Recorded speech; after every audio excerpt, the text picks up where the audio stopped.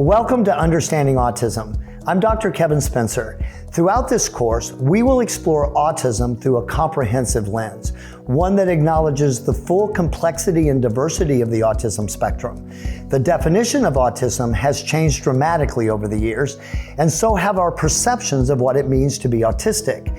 This evolution reflects not only advances in science, but also a fundamental shift in how we understand human diversity itself.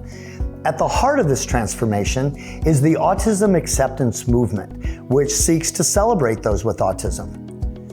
This movement encompasses the entire spectrum, recognizing that while some autistic individuals have extraordinary abilities and unique perspectives that enrich our communities, others face profound challenges that require significant support and care.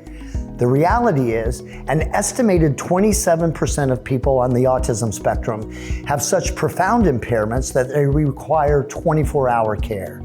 Many are nonverbal, incontinent, self-abusive, and even aggressive. Most have severe sensory issues that make movies and social events physically painful. Some are living with life-related physical and emotional issues like anxiety, depression, epilepsy, sleep disorders, and gastrointestinal disorders. For this large group, acceptance and support are not enough to ensure a safe and productive life. In this course, we'll examine how autism is described in the Diagnostic and Statistical Manual of Mental Disorders, or DSM, and how these descriptions have evolved. We'll discuss the broader concept of neurodiversity, the understanding that brains naturally work in diverse ways. Most importantly, we'll ask critical questions that affect everyone on the spectrum.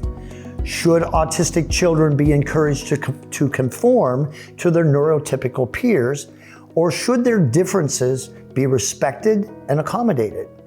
Should autism be considered a single spectrum disorder, or are there many subgroups that additional diagnostic categories are warranted? Every autistic person has a different set of strengths and needs.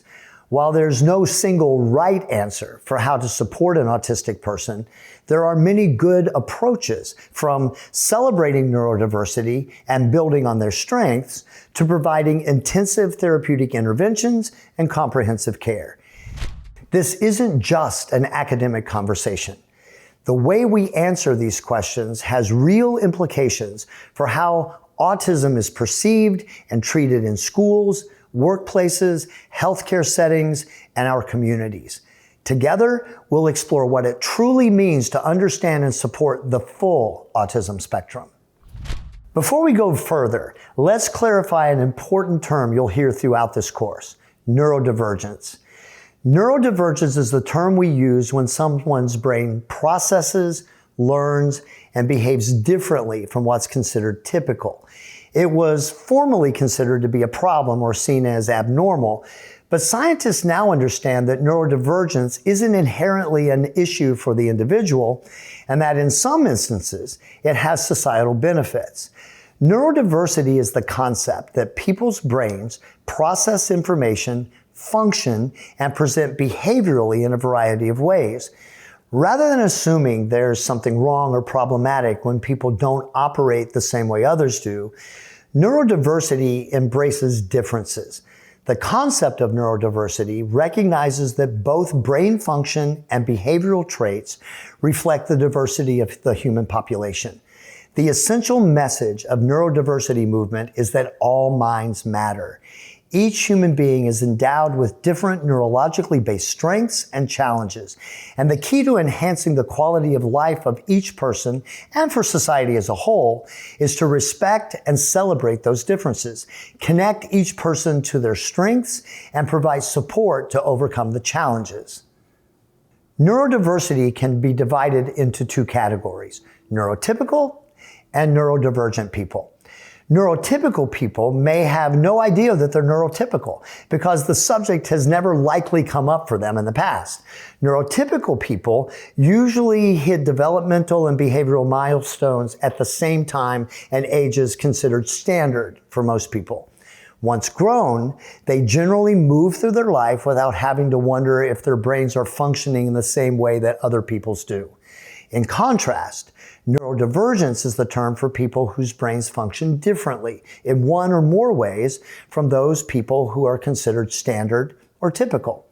Neurodivergence now refers to any structured, consistent way that brains work differently for a group of people than they do for the majority of others. Autism is one form of neurodivergence, but the term also includes ADHD, dyslexia, and other conditions where brains process information and function in ways that differ from the majority of people. Understanding neurodivergence helps us move beyond the question, what's wrong, to the more productive questions. How does this person's brain work? What supports do they need? How can we build on their strengths? This shift in perspective is transforming how we approach autism and all forms of neurodivergence. So let's begin this important journey together.